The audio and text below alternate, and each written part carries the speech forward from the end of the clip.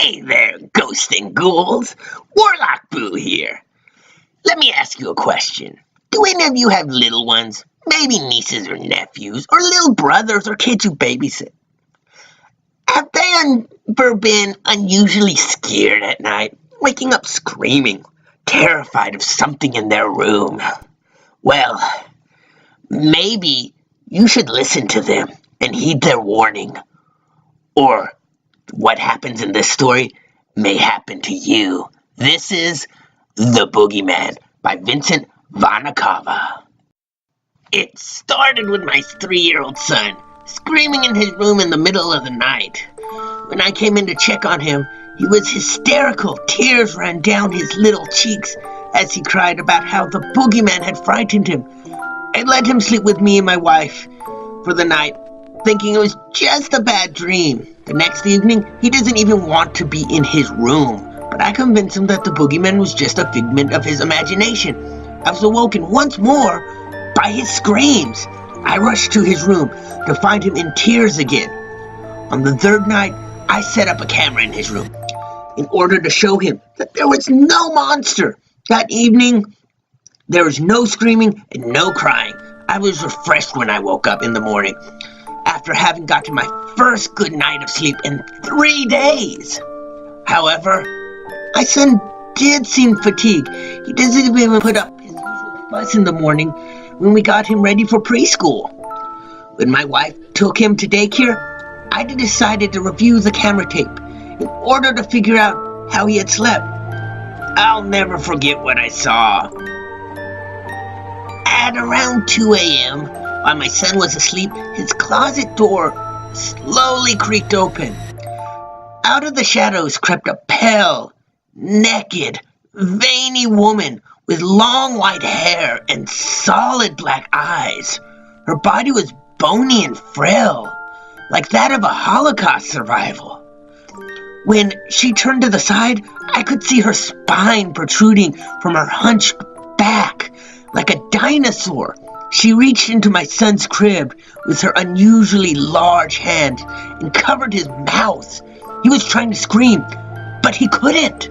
The palm of one of her hands easily enveloped his head, muffling his cries. She snatched him up with ease that a person of her frame should not have had, then walked back into the closet with him in her arms. An hour later, she returned with what looked like a wiggling maggot the size of a duffel bag and placed it in my son's bed before retreating once more into the closet.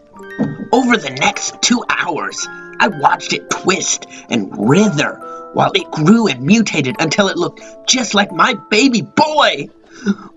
Once that transformation was complete, it got out of the bed and slipped on a pair of his pajamas and slid back between the covers and waited for us to come in.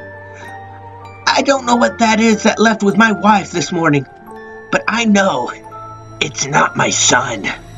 So, ghoulies, what did you think? I think it's a pretty good story myself.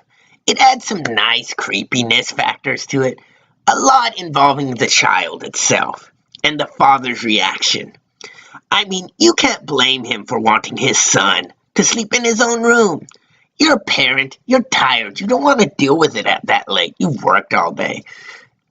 And I can understand that. Sometimes you're just like, just go back to sleep. And letting a kid sleep in your bed is not the most comfortable thing in the world. Trust me on that. But having my own ghoulies, I know how terrified I'd be if I saw this videotape. The old woman is perfectly described. Makes you see her so easily. And thinking of that thing twisting into human form and then getting the pajamas makes you, what the hell? I want to know what happens next. Does he get the cops? Does he go crazy and kill the kid? What happens? Does he show his wife? I need a little more information here. But they ended at a good spot to make you want it, to make you question what's happened. But tell me what you think. Leave me a comment and like the video if you like my story. And please remember to subscribe. It helps me a lot. This is Warlock Boo saying I hope to be spooking y'all later. Bye.